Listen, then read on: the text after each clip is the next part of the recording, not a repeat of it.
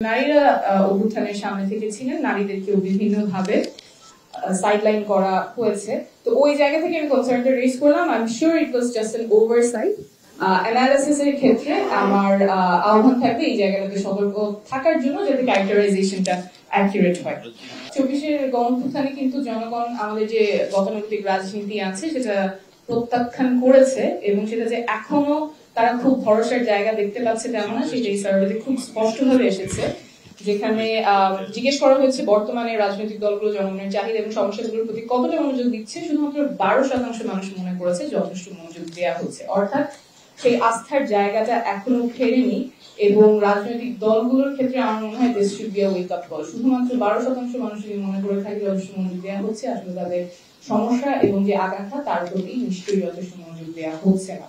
এবং সেটাই সেকেন্ড পয়েন্টের কন্টিনিউশন, যেখানে জনগণ 78% অফ পিপল সার্ভে বলছে যে তারা না ভোট দিতে চায়। অর্থাৎ একটা অনাস্থা এখনো আছে রাজনৈতিক দলগুলোর প্রতি, যে নির্বাচনে তারা যে প্রার্থীগুলো পাবেন সেখানে হয়তো মন্দের ভালো একজনকে চুজ করতে হবে, তো সেখানেও প্রত্যাখ্যান করার রাইটটা তারা চাচ্ছেন। And people want the choice, people want to be able to reject the candidates they don't want as their representatives. From mixer grinder, ঝামেলা কমায়, সময় বাঁচায়।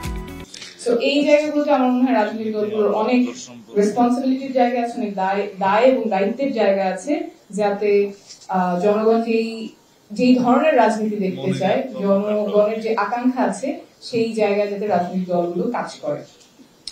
এরপর আরেকটা খুব গুরুত্বপূর্ণ বিষয় গবেষণায় উঠে এসেছে সংস্কার নিয়ে। এই আলোচনাও গত বছর ধরে অনেকবার এসেছে যে জনসাধারণ বোধহয় সংস্কার বোঝে না, কিন্তু এখানে খুব স্পষ্টভাবে উঠেছে সংস্কার তো বোঝেনি, ইভেন সংবিধানের যে সংস্কার সেটাও জনগণ খুব ভালোভাবে বোঝেন। 83% বলছেন আপার হাউস, এবং শুধুমাত্র আপার হাউস না, আপার হাউসের পিআর চাচ্ছেন। এখানে আমাদের এনডিএম এর মহানুল ভাই বলছিলেন যে হয়তো এটা ইয়েস নো কোয়েশ্চেন হলে অনেকেই ইয়েস বলে ফেলতে পারে না বুঝে, কিন্তু এটা শুধু ইয়েস নো ছিল না, এটা ফাইনিং এর মধ্যেই আসছে, যেখানে মানুষ বলছেন যে আপার হাউস পিআর হলে সেটা একটা চেক এন্ড ব্যালেন্সের হাতিয়ার হবে।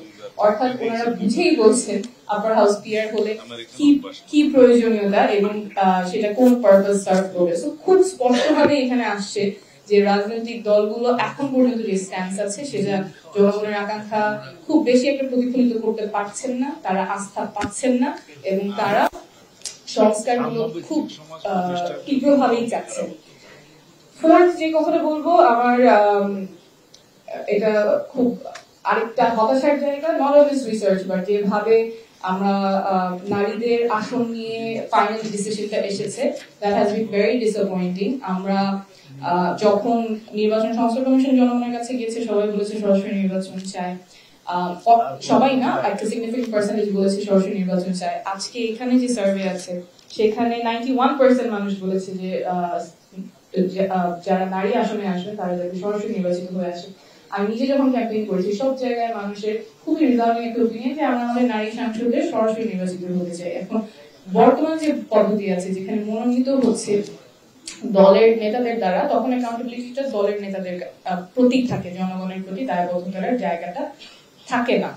এবং যদি সরাসরি নির্বাচিত হয়ে আসে তাহলে তার আসন থেকে তিনি ক্যাম্পেইন করে মানুষের দাঁড়িয়ে গিয়ে তার ইশতেহার নিয়ে কথা বলে তারপর তিনি নির্বাচিত হয়ে আসবেন, এবং নির্বাচিত হয়ে আসার পরে তার আসনের জন্য তিনি কাজ করতে পারবেন। এইভাবে আমরা একজন নারী নেতৃত্ব উঠে আসার একটা প্রক্রিয়া তৈরি হবে, স্ট্রাকচারালি প্রক্রিয়া তৈরি হবে। শুধুমাত্র আমরা আশা বা একটা ভেগ প্ল্যান না করে স্ট্রাকচারালি কিভাবে আমাদের ইউথ, আমাদের ওমেনকে ইনকর্পোরেট করতে পারি in politics, that is I think the new politics that people want. এবং এই জায়গায় আমার মনে হয় সব রাজনৈতিক দলগুলোর ঐক্যমত থাকা খুবই গুরুত্বপূর্ণ। and I'm very proud, although আমি এনসিপি আমাদের খুব নতুন দল, কিন্তু এই জায়গাগুলোতে আমরা খুবই প্রিন্সিপাল স্ট্যান্স নিয়েছি, এবং শুরু থেকে আমি বলেছি যে নারীদের আসন যাতে 50 থেকে 100 হয়, এবং এই 100 আসনে যাতে সরাসরি নির্বাচিত হয়ে নারীরা পার্লামেন্টে বসতে পারে। এবং শুধু নারীদের জন্য না, আমি যখন একজন সাধারণ জনগণ, আমার যে নারী প্রতিনিধি সংসদে যাবে, আমি তো চাই তাকে ভোট দিয়ে নির্বাচিত করতে।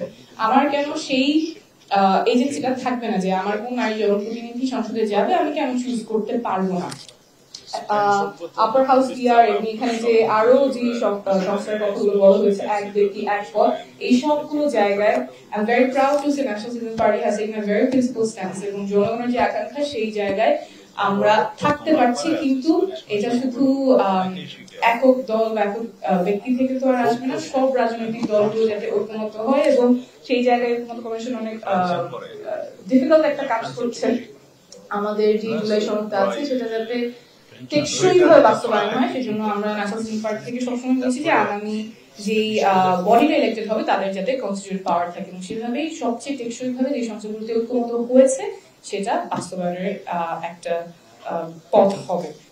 আমি ফুল যে রিসার্চ পেপারটা আছে, I look forward to reading that, but thank you once again to BEI এত সুন্দর একটা আয়োজন করার জন্য। এবং আমরা জনগণের পালসটা বোঝার জন্য এরকম আরো বেশি বেশি যাতে রিসার্চ অর্গানাইজেশন গুলো কাজ করে, আরো বিভিন্ন স্টেক হোল্ডারদের সাথে, স্পেশালি একটা হয়তো মিসিং ছিল যে শহীদ পরিবার এবং আহতদেরও যদি ইনক্লুড করা হতো, এবং এইজ রেঞ্জটা আমি ঠিক শিওর না, ইফ ইট ওয়াজ 18+, তাহলে তার আরেকটু আগে থেকে, কারণ আমরা যখন জুলাই পদযাত্রায় গিয়েছি তখন 14 বছর 15 বছর বয়সী ছেলেমেয়েরাও রাস্তায় নেমেছে, ওদের পালসটা কি সেগুলো যদি বোঝা যায় তাহলে হয়তো সবার জন্যই সুবিধা হবে যে আমাদের আগামী বাংলাদেশটা কোন দিকে নিলে it will serve everybody's purpose. Thank you very much.